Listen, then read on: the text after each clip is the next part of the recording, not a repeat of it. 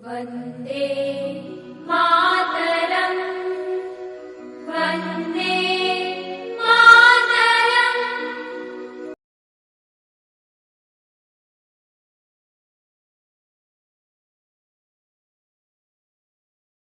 Hello friends, जय श्री कृष्ण। मैं अभी मौर्य आप लोगों का स्वागत करता हूं अपने इस YouTube फैमिली में।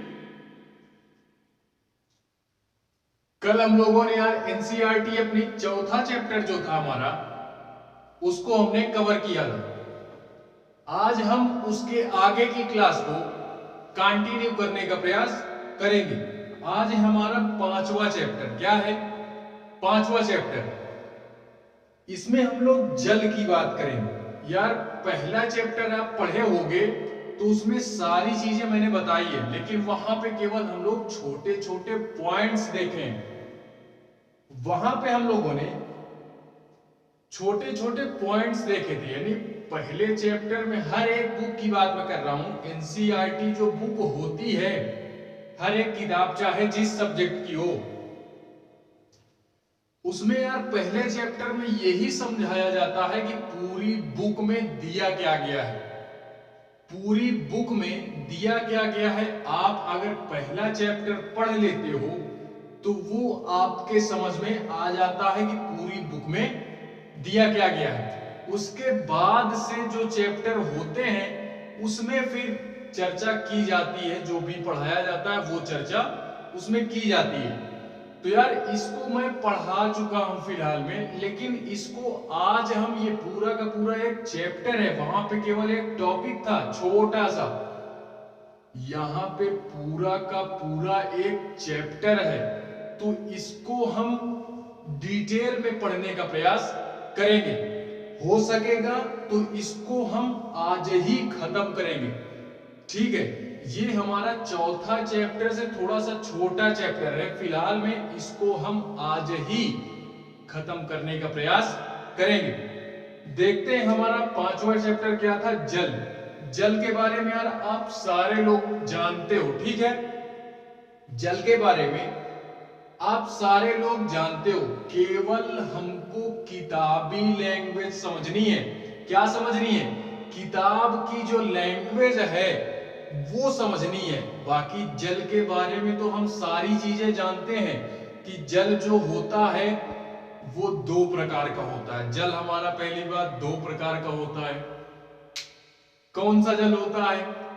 एक होता है यार हमारा लवणीय जल, एक होता है अलवणीय, मतलब सॉल्ट टाइप का। सॉल्ट जो हमारा सॉल्ट होता है, यानी नमकीन पानी होता है ना, जो समुद्रों में जो पानी पाया जाता है, वो क्या पाया जाता है? वो होता है हमारा क्या? लवणीय जल। शुद्ध हिंदी जिसको बोलते हैं लवणीय बोलते हैं।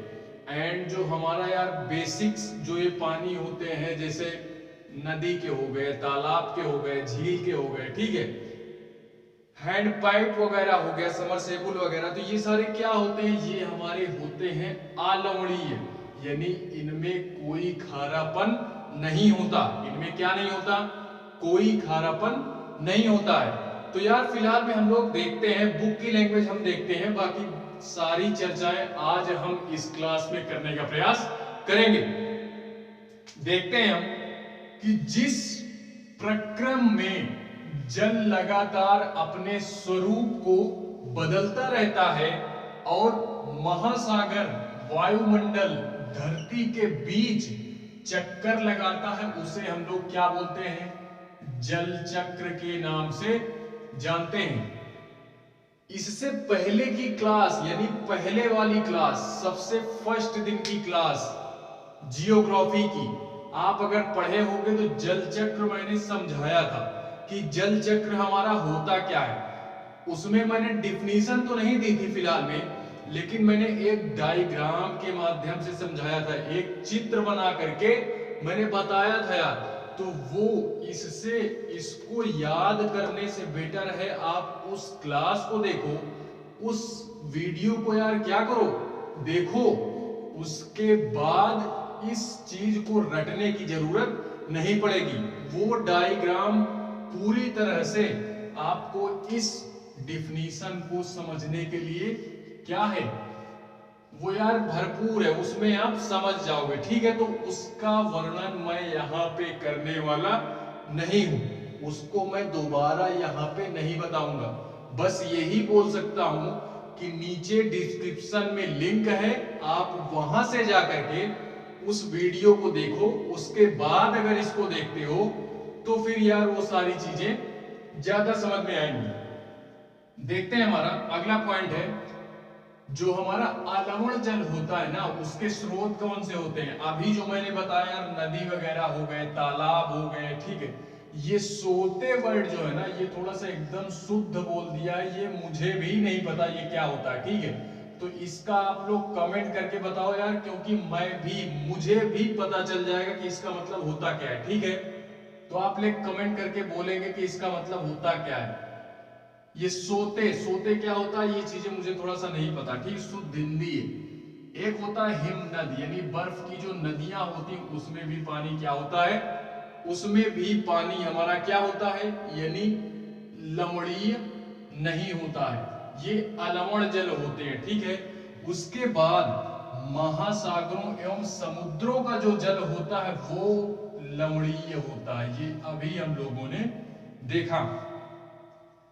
हमारे जो समुद्र समुद्र एवं महासागरों की जो जल होता है ना, इसमें सोडियम क्लोराइड पाया जाता है। क्या पाया जाता है, सोडियम क्लोराइड यानी नमक पाया जाता है। जिस नमक का उपयोग हम खाने के लिए करते हैं, वही नमक हमारा कहां पाया जाता है, महासागरों एवं समुद्रों में पाया जाता है, जिसको हम लोग सोडियम क्लोराइड के नाम से जानते हैं। ये हमारी केमिस्ट्री की लैंग्वेज हो गई। क्या हो गई, केमिस्ट्री की लैंग्वेज हो गई सोडियम क्लोराइड।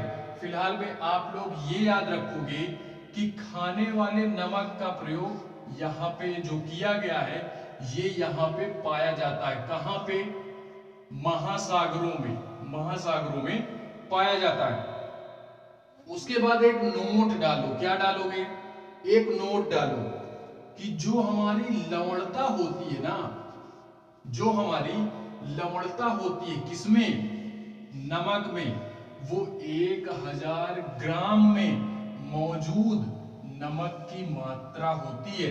यानी 1000 ग्राम में जो जल होती है उसमें, यानी समुद्र में या महासागर में जो हमारा अब 1000 ग्राम, ठीक है, 1 किलोग्राम में 1000 ग्राम होता है। ठीक है, 1000 ग्राम जल की मात्रा ले लो तो उसमें जानते हो उसमें क्या होगा, मौजूद नमक की मात्रा क्या होती, वही हमारी लवणता होती है।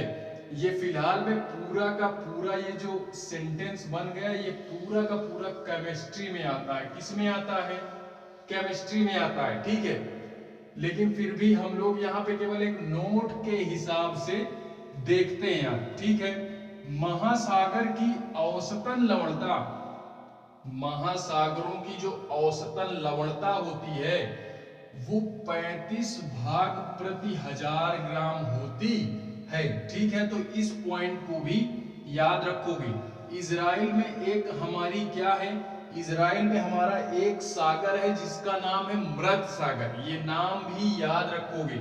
और मैप में आप लोग ये इजराइल भी देखोगे कि हमारे वर्ल्ड मैप में ये इजराइल का स्थान कहां पे है, इजराइल हमारा कहां पे है, ये मैप में आप लोग देखोगे। ये महासागर नहीं मिल रहा है चलेगा, लेकिन इजराइल का स्थान आप लोग देखोगे कि इजराइल कहां पे है। ठीक है, तो इजराइल में जो हमारा मृत सागर है वो क्या होता है, 340 ग्राम प्रति लीटर लवणता उसकी होती है। किसकी, ये हमारा होता है इजराइल में जो मृत सागर है। मृत सागर ये एक सागर का नेम है। ठीक है, तो इसमें जो 340 ग्राम प्रति लीटर, यानी हर एक लीटर में 340 ग्राम लवणता हमारी होती है। ठीक है, तो इतने सारे पॉइंट्स आप लोग इसमें याद रखोगे, ये हमारे बेसिक्स हैं। ये क्या है? बेसिक्स हैं। इसके बाद यार हम लोग देखते हैं कि जो हमारा जल होता है ना, वो हमारा वितरित कैसे होता है, वो यानी किन किन चीजों में वितरित होता है, यानी कितने भागों में वितरित होता है जल हमारा, कहां कहां पाया जाता है, ये हमने देख लिया। पूरे के पूरे 100% में जल हमारा वितरित कहां कहां है, यानी कहां कहां कितने परसेंटेज में जल पाया जाता है। ठीक है, तो इस डाटा को भी आप याद रखोगे, इस डाटा को भी आप याद रखोगे। जो हमारे महासागर होते हैं ना, सबसे ज्यादा जल वहीं पाया जाता है। सबसे ज्यादा पृथ्वी पे हमारे जितने भी महासागर हैं या समुद्र हैं, सबसे ज्यादा पानी वहीं पाया जाता है। ठीक है, सबसे ज्यादा पानी वहीं पाया जाता है। कितना पाया जाता है? तो 97.3% पानी। देखो कितना, 100% में यार पूरा का पूरा पानी तो यही समुद्रों में ही होता है। 97.3%, ये डाटा भी याद रखोगे। उसके बाद जो हमारे बर्फ वगैरह होती है, यानी कुछ स्थानों पर हमारे बर्फ होती है, तो वहां पर कितना जल पाया जाता है? वहां पे पाया जाता है 0.2%। 0.2%, इसको भी याद रखोगे। हमारे भूमि में यानी इस पृथ्वी पे जो हमारा ऐसे ही जल है महासागरों को छोड़ करके, तो वो कितना पाया जाता है? वो यार 0.68%। इसको भी आप याद रखोगे। ठीक है, 0.68%। उसके बाद ये जो हमारी झील वगैरह होती है ना, झील, जो हमारी झील होती है, उसमें का जल, उसमें हमारा जो वो होता है, वो वितरण कितना होता है? तो झीलों का वितरण और जो हमारे स्थलीय समुद्र हैं, यानी छोटे छोटे जो हमारे स्थलीय समुद्र हैं, महासागरों की बात हम लोग नहीं कर रहे हैं। ठीक है, महासागर बड़े बड़े सागरों को बोलते हैं, जैसे प्रशांत महासागर, हिंद महासागर, अरब सागर। ठीक है, हम लोग समुद्रों की बात नहीं कर रहे हैं। ठीक है, महासागर की बात हम लोग किए हैं तो 97% था। लेकिन अगर समुद्रों की बात करें या नमकीन झीलों की बात करें और केवल झीलों की बात करें ना, तो इनका जो परसेंटेज होता है वो लगभग सेम होता है। कितना होता है? 0.009%। ठीक है, ये इतना यानी सेम होता है, ये दोनों हमारा सेम होता है। इसको आप साथ में याद रखोगे तो ये सेम ही होता है। वायुमंडल की अगर मैं बात करूं, जो मैंने कल पढ़ाया था, कल नहीं परसों की क्लास में, तो वायुमंडल में हमारा कुल कितना जल होता है देखते होगे यार। वायुमंडल में कभी कभार जो हमारा होता है ना, सुबह सुबह देखते होगे ओस वगैरह पड़ती है। क्या पड़ती है? ओस पड़ती है ना, तो वो भी तो यार एक प्रकार का पानी ही है ना, वो भी एक प्रकार का पानी ही है। तो वो वायुमंडल का पानी हमारे हो गया, वो हमारे वायुमंडल का पानी हो गया। तो वो कितना होता है यार? वो होता है हमारा 0.00019%।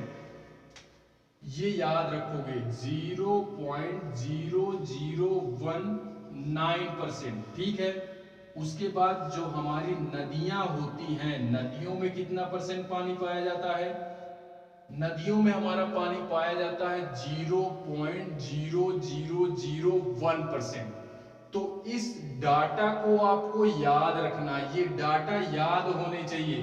क्यों? क्योंकि यार ये हमारा एग्जाम में पूछा जा सकता है। हम ये सारी चीजें नहीं याद रखेंगे, इससे पहले की जो चीजें मैं पढ़ाया हूं वो यार हम अगर नहीं याद रखेंगे वो चलेगा, लेकिन ये डाटा याद रखना बहुत इंपॉर्टेंट है। ये डाटा को हम लोग क्या करेंगे? याद महासागर के बारे में कुछ तथ्य देखते हैं। क्या देखते हैं? महासागरों के बारे में कुछ तथ्य देखने का प्रयास करते हैं कि हमारा जो महासागरीय परिसंचरण होता है वो क्या होता है। महासागरीय परिसंचरण क्या होता है?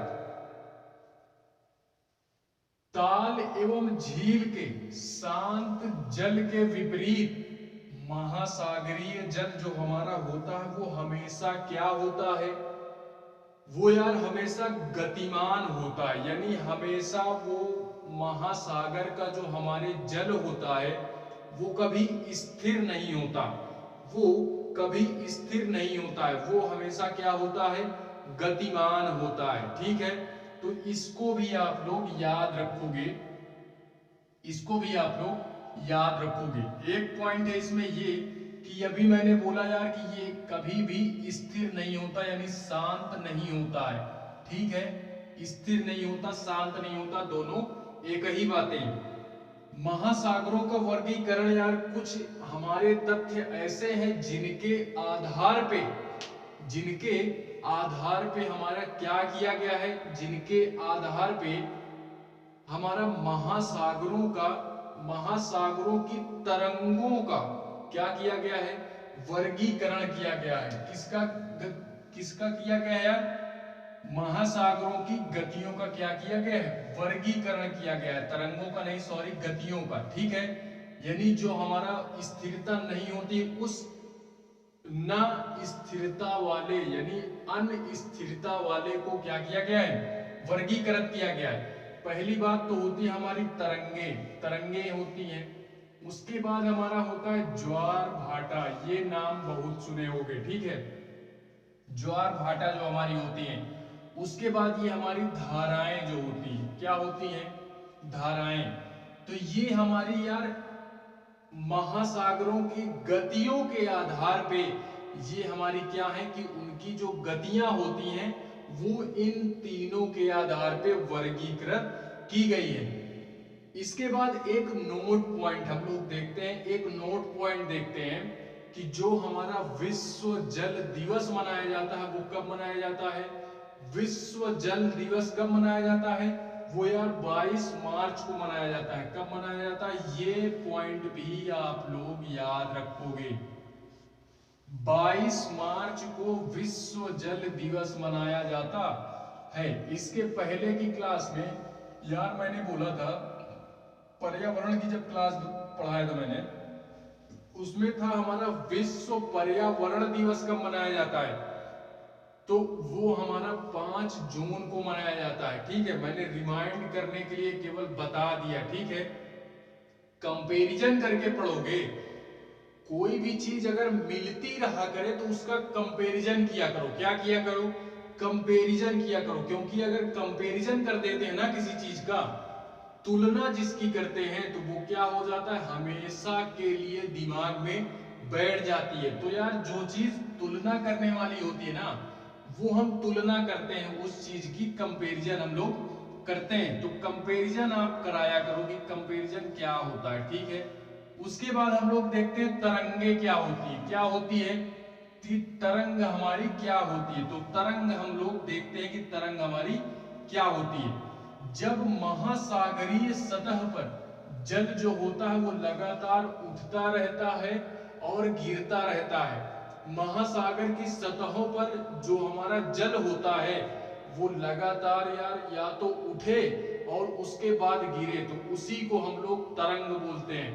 आप कभी यार गए होंगे किसी तट के किनारे, मैं महासागरों की बात ना करके मैं यार नदियों की ही बात कर लेता हूं। कभी आप लोग यार गए होंगे गंगा वगैरह नहाने गए होंगे, तो वहां पे देखते होंगे कि जो हमारे तट होते हैं ना, यानी किनारा जो होता है, वहां पे देखो लहरें आती रहती है, तो उसी को तो हम तरंग बोलते हैं, उसी को हम लोग तरंग बोलते हैं। ठीक है, किनारों में जो लहरें आती है, हवा के साथ जो लहरें आती है ना, उसी को हम लोग तरंग बोलते हैं। यही चीज अगर हम लोग महासागरीय स्तर पर बात करें, नदी तो यार छोटी होती है, महासागर हमारे यार बहुत बड़े होते हैं। अगर हम उनकी बात करें तो यार उनमें तो और बड़े बड़े आते हैं, यानी जितनी तेज हवाएं होंगी उतनी ही तेज हमारी तरंगे होंगी।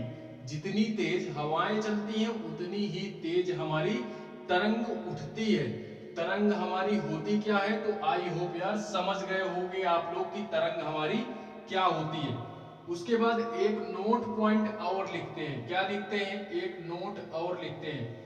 अभी जो मैंने बोल दिया यार कि जब समुद्री सतह पर पवन बहती है तब तरंगे उत्पन्न होती है। देखो तरंग क्या थी ये हम लोगों ने देख लिया।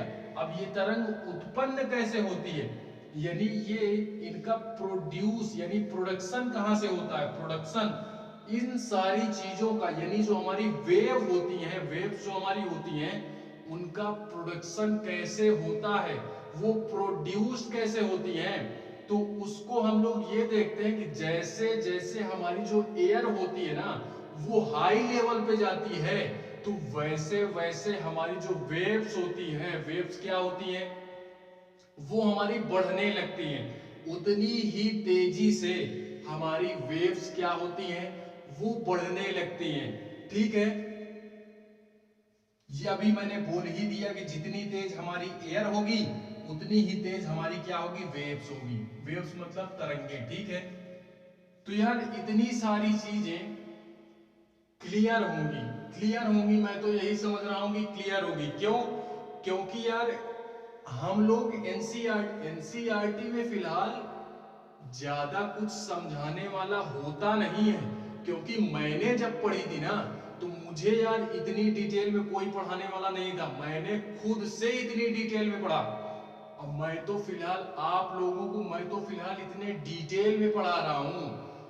किसी भी व्यक्ति को, यूपीएससी का कोई भी बंदा है उसको इतनी डिटेल में नहीं पढ़ाया जाता। क्यों, क्योंकि यार आप ये सारी चीजें एक बार 12th तक पढ़ चुके हो तो जाहिर सी बात है यार ये छोटे से बच्चे की बुक आपको खुद से समझनी चाहिए। आपको खुद से समझनी चाहिए। आपके अंदर इतनी बौद्धिक क्षमता तो होनी चाहिए कि आप खुद समझ सको। ठीक है, लेकिन फिर भी इसमें कुछ समझने लायक है नहीं, केवल पॉइंट्स हमको याद रखने हैं। मैं जान करके समझा दे रहा हूं यार, जान करके। क्योंकि जो बच्चे हैं हमारे, कुछ विद्यार्थी ऐसे हैं वो यार एकदम शुरुआत से, यानी पहले साइंस साइड से होते हैं उसके बाद आर्ट साइड से आते हैं। जब उनको उनके माइंड में आता है यार कि हमको यूपीएससी क्रैक करना है तो वो लोग यार क्या करते हैं, वो लोग क्या करते हैं, वो आर्ट साइड चुन लेते हैं। वो आर्ट साइड लेते हैं तो उनको जो ये आर्ट साइड का मटेरियल है वो समझ नहीं आता, वो समझ नहीं आता है, पहली बार पढ़ते हैं। तो इस वजह से यार ये समझाना बनता है, इस वजह से मैं समझा भी रहा हूं। अन्यथा मैं इन सारी चीजों को केवल क्या करता, पॉइंट्स लिख देता और पढ़ देता, केवल पढ़ देता, मैं समझाता नहीं, केवल पढ़ देता। देखते हैं यार हम लोग इसके आगे का टॉपिक देखते हैं। कल हम लोगों ने क्या देखा था, कल हम लोगों ने महासागरीय परिसंचरण जो होती है उसको हम लोगों ने देखा था। उसके बाद से आज हम देखेंगे यार हमारी सुनामी क्या होती है, यानी महासागरीय परिसंचरण में हम लोगों ने क्या देखा था कि जो महासागर में जो धाराएं यानी तरंगें उत्पन्न होती है वो हवाओं के कारण होती हैं। और वो जो हमारी हवाएं होती हैं यानी उनमें भी कई प्रकार से वर्गीकरण हमारा किया गया था। ठीक है, और वो उस वर्गीकरण में यार हमारा क्या था कि हमारा ज्वालामुखी उद्गार थे, क्या थे, ज्वालामुखी उद्गार थी हमारी, तरंगे थी हमारी, धाराएं थी हमारी। ठीक है, तो इस तरह की चीजें हमारी थी जिसमें से हम लोगों ने तरंग वगैरह सारी चीजें देख ली थी। पहले की क्लास आप लोग अगर अटेंड किए होंगे पहली क्लास तो उसमें ये सारी चीजें मैं बताया हूं, लेकिन उसमें केवल एक एक दो दो पॉइंट हम लोग देखे हैं। इसमें पूरा का पूरा एक एक टॉपिक है। ठीक है, क्या है, हमारा पूरा का पूरा टॉपिक है। और जैसे जैसे हम आगे बढ़ते जाएंगे, जैसे हमारी स्टैंडर्ड बढ़ता जाएगा ना, जैसे जैसे हमारा स्टैंडर्ड बनेगा, वैसे वैसे इन सारी चीजों को पढ़ना, यही सारी चीजें हैं 12th तक हमको पढ़ना, यही सारी चीजें हैं, केवल इनको और गहराई से पढ़ना है। ठीक है, पढ़ना यही सारी चीजें हैं, इनको केवल एकदम डीप में पढ़ना है, एक समझ विकसित करनी है इन सारी चीजों के प्रति, रटना नहीं है। मेंस अगर क्वालिफाई करना है, प्रीलिम्स तो आप रट करके क्वालिफाई कर लोगे, लेकिन अगर मेंस क्वालिफाई करना है तो यार अपनी एक समझ बनाओ। क्या बनाओ? समझ बनाओ। एक समझ होनी चाहिए, अपनी खुद की एक समझ होनी चाहिए। तो उस समझ को हमको विकसित करना है, क्योंकि यार जो उसमें लेखन क्षमता जो होती है ना, वो अपनी खुद की होती है, अपने खुद के विचार होते हैं उत्तर में, तभी एक अच्छा से अच्छा आंसर लिखा जा सकता है। अन्यथा यार फिर जो एग्जामिनर होगा ना, वो देखेगा कि हाँ इस लड़के ने क्या लिखा है, वो एक ही लाइन देखेगा, तुरंत समझ जाएगा वो आपकी पूरी कॉपी चेक करने वाला नहीं है, वो यार इग्नोर कर देगा कॉपी को। ठीक है, इस वजह से ऐसा लिखना है कि एग्जामिनर जो है हमारा ना, चेक करने वाला, वो हमारी ओर आकर्षित हो।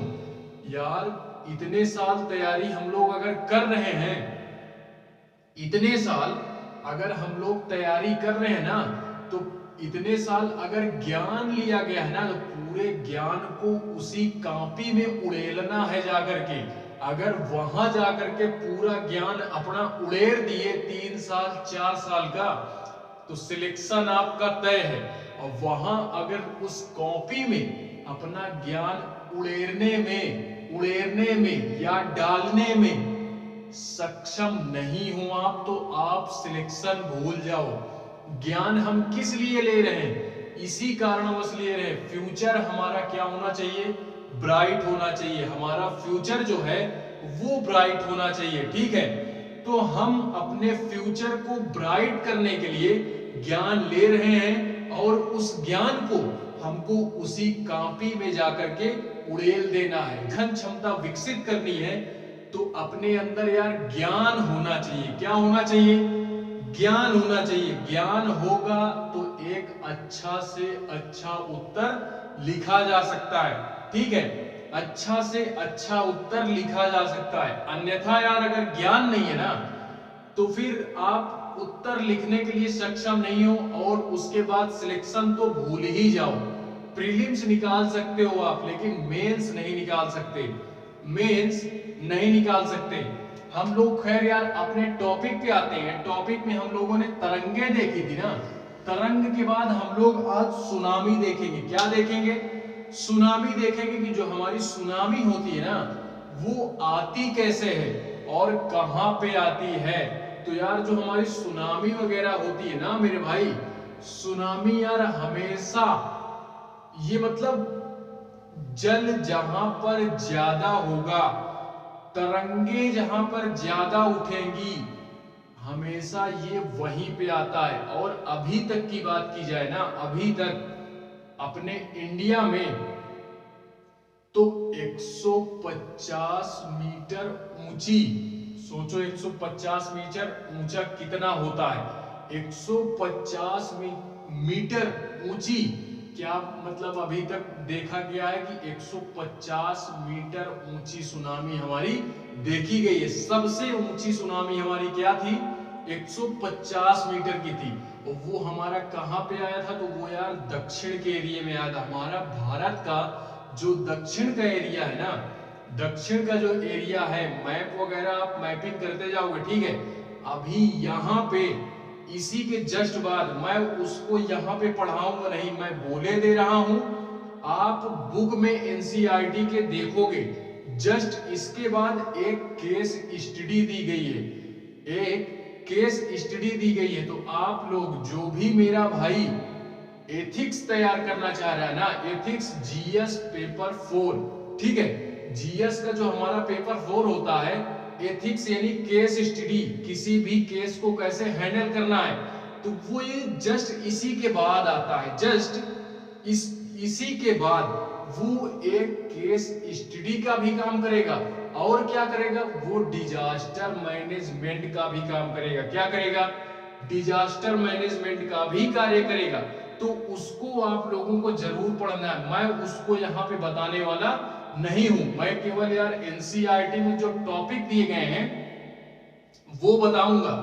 केस स्टडी आपको खुद देखनी है, उसी केस स्टडी को हम लोग यार डिजास्टर मैनेजमेंट भी बोल सकते हैं, यानी उसमें एक तरह का आपदा भी है। सुनामी क्या है यार, एक तरह की आपदा ही है हमारी, क्योंकि अगर ये बाहर आती है ना तो फिर तटीय क्षेत्रों में आई है यार, तो पहले से ही मैं बोल दूं कि तटीय क्षेत्रों में हमारा जब आया है ना तो बहुत भारी मात्रा में क्या हुआ है, नुकसान हुआ है। बहुत ही भारी मात्रा में नुकसान हुआ है हमारा। कहां पे, दक्षिण भारत में। दक्षिण भारत हमारा किधर, तमिलनाडु साइड वगैरह, ठीक है, इधर ही हमारा समुद्र पड़ता है यार। इधर तो हमारा वैसे पर्वतीय क्षेत्र पड़ जाते हैं ऊपर, जम्मू कश्मीर साइड में, ठीक है। फिलहाल में बात हम लोग आगे करते हैं। हम लोग अब बुक की लैंग्वेज में देखते हैं। क्या देखते हैं, बुक की लैंग्वेज में देखते हैं कि हमारी क्या होती है, सुनामी होती क्या है, ठीक है। सुनामी जो हमारा होता है ये एक जापानी शब्द होता है, जापानी भाषा का एक शब्द होता है, जिसका यानी ये एक जापानी शब्द है, जापानी भाषा का एक शब्द है। ये हमारा जापानी भाषा का एक शब्द है, जिसका हमारा क्या नाम है, सुनामी नाम है। इसका अर्थ हमारा होता है पोताश्रय तरंगे। क्या होती हैं, पोताश्रय तरंगे। ये शुद्ध एकदम हिंदी दे दिया, तो इतनी शुद्ध हिंदी हम नहीं समझते। क्या नहीं करते, इतनी शुद्ध हिंदी हम नहीं समझते हैं। आप यार प्लीज कमेंट करके ये बताओगे कि पोताश्रय का मतलब क्या होता है, जिससे जिससे मुझे भी यार कंफर्म हो जाएगा कि इसका मतलब होता क्या है। तो इसका अर्थ आप लोग ये जान सकते हो कि सुनामी का हमारा अर्थ होता है पोताश्रय तरंगे, ठीक है। प्लीज आप लोग कमेंट करोगे कि इसका मतलब क्या होता है, मतलब क्या होता है, पोताश्रय का मतलब क्या होता है, ठीक है। क्योंकि सुनामी आने पर पोताश्रय नष्ट हो जाता है। तो ये वर्ड यार बार बार बोल रहा हूं, कमेंट में आप लोग बताओगे कि इसका अर्थ हमारा होता क्या है, पोताश्रय तरंगे होती क्या है, ये आप मुझे बताओगे। इसी में हमारा दूसरा पॉइंट, ये तो पहला पॉइंट था, दूसरा पॉइंट है इसमें हमारा कि भूकंप, ज्वालामुखी उद्गार, जल के नीचे जो हमारी भूस्खलन होता है ना, उसी के कारण हमारी सुनामी क्या होती है, आती है। जब हमारा या तो ज्वालामुखी उद्गार होगा, यानी जब ज्वालामुखी फटेगा, ठीक है, कहां पे, जल में, या जल में कभी भूस्खलन हो गया, हमारे महासागरों में कभी कभार भूस्खलन हो गया यार। भूस्खलन का मतलब है जमीन हट जाती है, वहां की हमारी जमीन हट जाती है, ठीक है। तो यार भूस्खलन क्या होता है, इसके आगे वाले चैप्टर में बताऊंगा। नहीं तो आप लोग एनसीईआरटी की बुक जब पढ़ोगे ना तो इसकी भी एक केस स्टडी दी गई है, इसकी भी एक केस स्टडी दी गई है। तो वो एथिक्स पेपर 4 में मदद करेगा आपको, ठीक है। इसकी कोई बुक नहीं आती, जीएस पेपर 4 की कोई बुक नहीं आती है, इसको यार लड़के खुद तैयार करते हैं, ठीक है। ये अपना इसमें होता है, जीएस पेपर 4 में सारा मटेरियल अपना होता है। उसमें यार पूछ लेता है कि आप इस कंडीशन में हैं, फंसाने वाला क्वेश्चन पूछता है। मान लो आपके यहाँ आग लगी है, एक अमीर आदमी के यहाँ आग लगी है और आपके यहाँ आग लगी है, आपके खुद के घर में, तो आप सबसे पहले, आप एक डीएम हैं, तो डीएम के बतौर आप क्या करेंगे, इस तरह के क्वेश्चन यार एथिक्स में पूछता है, केस स्टडी में, कि आप किसी केस को कैसे हैंडल करते हो, ठीक है। तो ये होता है हमारा जीएस पेपर 4, ठीक है। अगर ये क्वेश्चन अब आप लोगों को आ रहा हो तो प्लीज आप कमेंट में मुझे बताओगे यार कि आप इस कंडीशन में होते तो क्या करते। ठीक है, क्वेश्चन एक बार फिर से रिपीट कर रहा हूं कि मान लो आपके घर में आग लगी हुई है, और आपके पर्सनली की बात बोल रहा हूं, और एक गरीब व्यक्ति के यहां आग लगी हुई है, तो आप सबसे पहले कहां जाओगे? दोनों ही स्थानों पर एक ही समय पे पहुंचना है, क्योंकि यार अगर वहां नहीं जाओगे तो आपके यहां घाटा हो गया, और अगर आप अपने यहां नहीं गए ना तो उस गरीब व्यक्ति का घर क्या हो जाएगा? जल जाएगा। तो आप उस कंडीशन में क्या करोगे? इस केस स्टडी का आंसर आपको कमेंट बॉक्स में देना है। ठीक है, देना है यार। भूकंप हो गया, ज्वालामुखी उद्गार हो गया, जल के नीचे की भूस्खलन हो गया, उसी महासागरीय जल को अत्यधिक विस्थापित कर देता है, यानी हटा देता है, ठेल देता है। ठीक है, तभी तभी हमारा क्या होता है कि इसके आने से, किसके आने से? सुनामी के आने से 15 मीटर तक ऊंचाई वाली विशाल ज्वारीय तरंगें, यानी जब हमारा क्या होता है, सुनामी आता है ना, तो 15 मीटर ऊपर, यानी 15 मीटर ऊंचाई वाली क्या उठती है? ज्वारीय तरंगे उठती हैं। अभी ज्वार भाटा क्या होता है, ज्वार क्या होता है, मैं आगे बताऊंगा। ठीक है, ज्वार क्या होता है ये अभी आगे बताऊंगा। तो जब सुनामी आती है महासागरों में, तो 15 मीटर ऊंची क्या होती है? ज्वारीय तरंगे हमारी उठती हैं, जिससे, जिसको हम लोग क्या बोलते हैं? जिसको हम लोग सुनामी के नाम से जानते हैं। आजकल तो यार सबसे अच्छा, सबसे बेस्ट जो हमारा संसाधन है ना, वो है यूट्यूब। वो है यूट्यूब। आप लोग यूट्यूब पे सर्च करो कि सुनामी हमारी क्या होती है, बाकायदा वीडियो देगा यार उसमें, तो उसमें ज्यादा समझ में आएगा।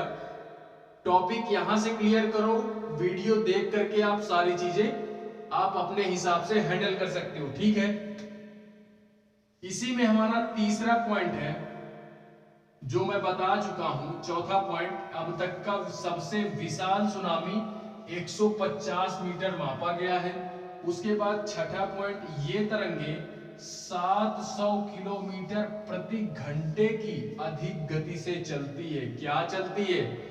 ये जो हमारी सुनामी की गति बता रहा है ना, सोचो कितनी तेज गति है। एक घंटे में 700 किलोमीटर, 700 किलोमीटर एक घंटे में। तो सोचो जहां भी सुनामी आएगी एकदम तबाही मचा देगी। क्या कर देगी?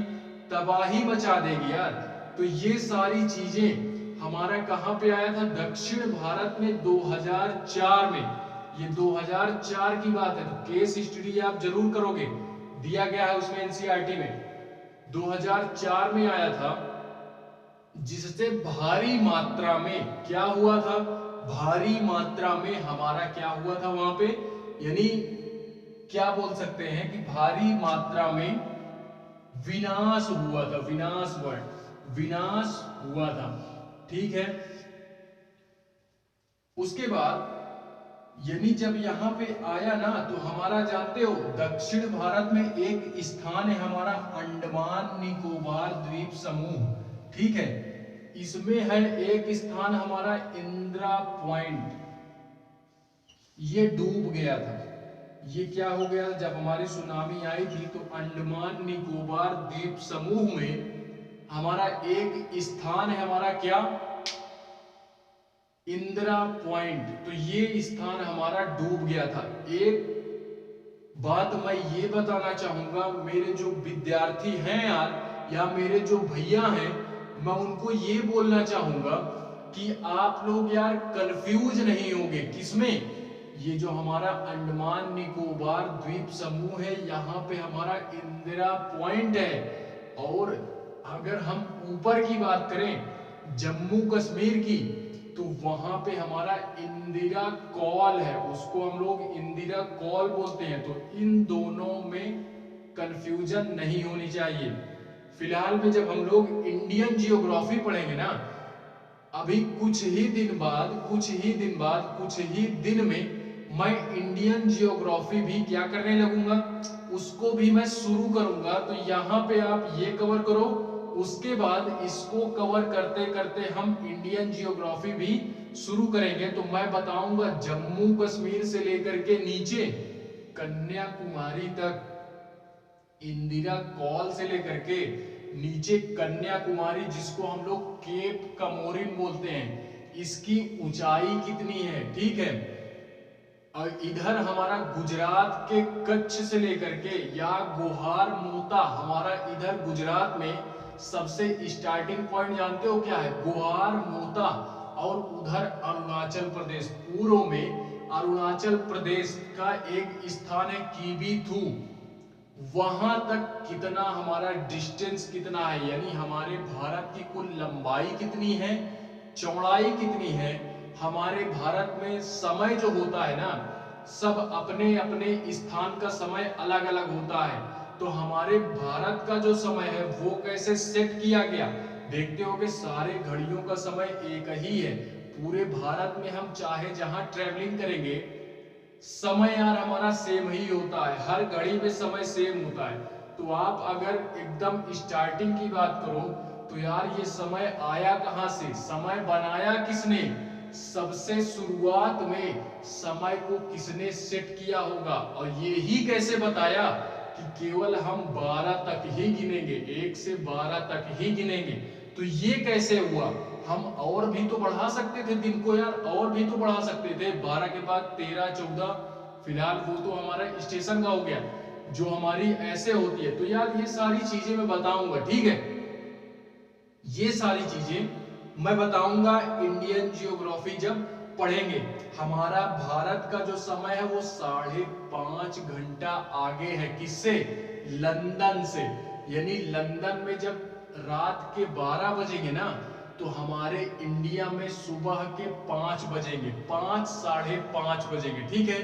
तो ये कैसे होता है, ये भी सारी चीजें हम जानेंगे। और एक बात बता दूं, हमारे अरुणाचल प्रदेश में पूर्व साइड अरुणाचल प्रदेश में जब हमारा क्या बजेगा, 6 बजेगा ना, तो हमारे यहाँ गुजरात में उत्तर साइड में वहां पे हमारा 2 घंटे लेट सूर्य निकलता है। क्या होता है, यानी सबसे पहले जो सूरज देखते हैं हमारे इंडिया में, वो अरुणाचल प्रदेश के लोग देखते हैं। कौन से लोग देखते हैं, अरुणाचल प्रदेश के लोग देखते हैं। और जो हमारे सबसे बाद में सूर्य जो दिखता है, यानी 2 घंटे लेट दिखता है ना, वो हमारा गुजरात में दिखता है, वो हमारे गुजरात में दिखता है। तो गुजरात में 2 घंटे बाद सूर्य निकलता है, यहाँ 5 बजे निकला अरुणाचल प्रदेश में, तो गुजरात में हमारा 7 बजे सूर्य दिखेगा। कितने समय दिखेगा, 7 बजे दिखेगा। तो इन सारी चीजों को, ये जो हमारे इंटरेस्टिंग फैक्ट हैं यार ना, हमारी पृथ्वी के, यानी हमारे पृथ्वी के तो हैं ही साथ में हमारे भारत के भी हैं। तो इन इंटरेस्टिंग चीजों को जानने के लिए आप मेरे चैनल पे बने रहो, और पूरा सिलेबस अगर कंप्लीट करना है ना, तो मेरे साथ बने रहो। अच्छा लग रहा हो यार तो चैनल को सब्सक्राइब करो, लाइक करो, कमेंट करो, जो भी क्वेरीज हैं वो आप पूछो, बेझिझक पूछो, वो सारी चीजें मैं देने का प्रयास करूंगा, ठीक है।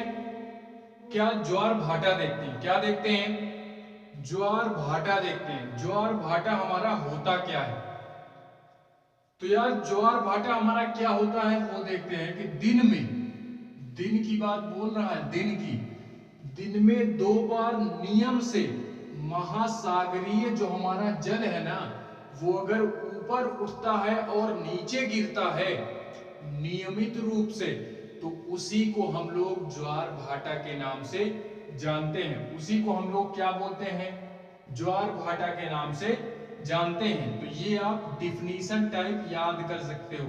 क्या याद कर सकते हो, डिफिनीशन टाइप ये याद कर सकते हो, ठीक है। इसमें हमारा पहला पॉइंट, जब सर्वाधिक ऊंचाई तक उठकर जो हमारा जल होता है ना, वो तट के अगर बड़े हिस्से को डुबो देता है,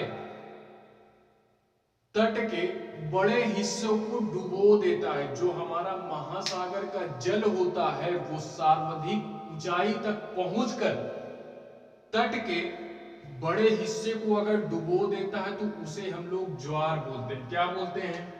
केवल और केवल ज्वार बोलते हैं। ज्वार, ये हमारा ज्वार होता है। इसके बाद जब जल अपने निम्न स्तर पर, यानी फिर से वही जिस लेवल पे वो था फिर से उसी लेवल पर आ जाता है, यानी तट के नीचे, तो उसको हम लोग भाटा बोलते हैं। अब आई होप यार आपको क्लियर हो गया होगा कि ज्वार भाटा होता क्या है। फिर से एक बार देखते हैं ज्वार भाटा हमारा क्या होता है। अगर दोनों चीजों को मिक्स करके हम बोले, ज्वार भाटा क्या होता है कि दिन में 2 बार नियमित रूप से अगर ऊपर उठे पानी, तट के ऊपर उठे और नीचे गिरे तो उसको हम लोग ज्वार भाटा बोलते हैं। और जब ऊपर उठ करके तट को डुबो दे, तट को यानी जो हमारे किनारे के तट होते हैं उसको डुबो दे, तो उसको हम लोग बोलते हैं ज्वार। केवल और केवल ज्वार बोलते हैं। और जब वही जल अपने पुनः निम्न स्तर पर आए, यानी तट के नीचे फिर जहां था फिर वहीं पे आ जाए, तो उसको हम लोग भाटा बोलते हैं। क्या बोलते हैं? भाटा बोलते हैं। तो ये आप लोग याद रखोगे, एक डिफिनीशन 2 पॉइंट ये इसमें याद रखेंगे। अब हम लोग यार ये देखते हैं कि ज्वार भाटा हमारा आता क्यों है या आता कैसे है। ज्वार भाटा हमारा आता कैसे है ये देखते हैं। सूर्य एवं चंद्रमा के शक्तिशाली गुरुत्वाकर्षण के कारण, यानी सूर्य और चंद्रमा के गुरुत्वाकर्षण के कारण हमारे पृथ्वी पर ज्वार भाटा होता है, यानी ज्वार भाटा आता है। किसके कारण? पृथ्वी के, यानी पृथ्वी पे ज्वार भाटा क्यों आता है? क्योंकि हमारे चंद्रमा में और सूर्य में, यानी सूर्य के किसके कारण? गुरुत्वाकर्षण के कारण, वो भी बहुत शक्तिशाली गुरुत्वाकर्षण होता है। ठीक है, तो उसी गुरुत्वाकर्षण बल के कारण क्या होता है, यानी जो हमारी ग्रेविटी जिसको बोलते हो,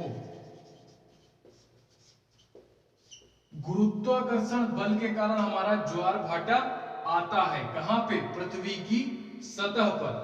दूसरा पॉइंट, इसी में दूसरा पॉइंट, जब पृथ्वी का जल चंद्रमा के निकट होता है, जब पृथ्वी का जल चंद्रमा के निकट होता है ना, तो उस समय चंद्रमा के गुरुत्वाकर्षण बल से जो हमारा जल होता है ना, वो क्या हो जाता है?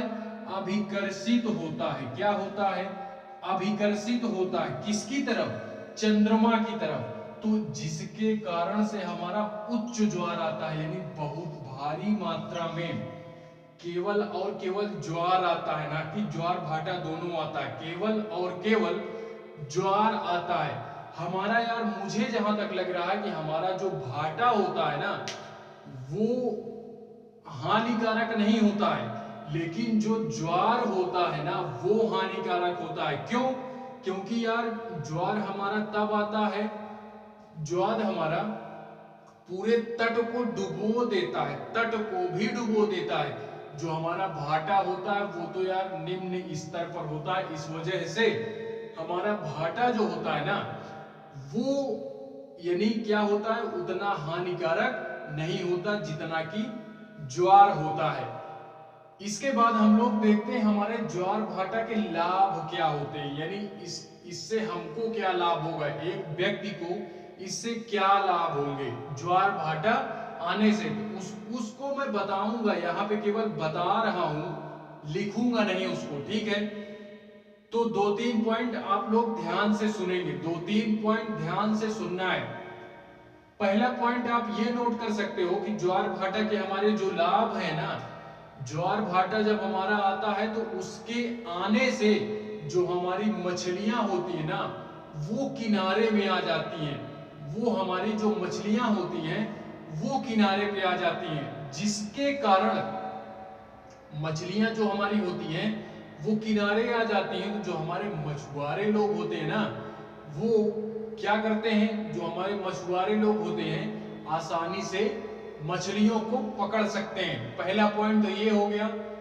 दूसरा पॉइंट इसी में हमारा ये हो गया कि जो हमारा जब ज्वार भाटा आता है ना, तो जाहिर सी बात है यार, तरंग जो होगी वो बहुत तेजी से चलेगी, तो नाव जो हमारी होती है ना, नाव को खेना नहीं पड़ेगा, आगे की तरफ ले जाने की जरूरत नहीं है, वो स्वतः ही क्या हो जाएगा, आगे की तरफ बढ़ती चली जाएगी। ठीक है, दूसरा पॉइंट ये हो गया।